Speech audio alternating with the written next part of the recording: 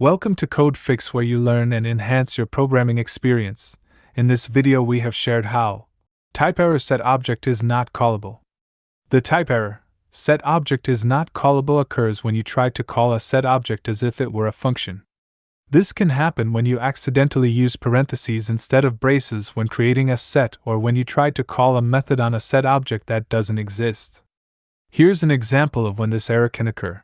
When you run this type of example code, then you will get this error. In both cases, the parentheses at the end cause the error since Python tries to call the set object as if it were a function.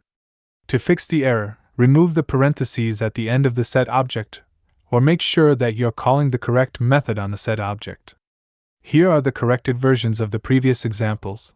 Now let's run this example code. Here is the output you will get. Hopefully this video helps you to sort out the issue you are facing.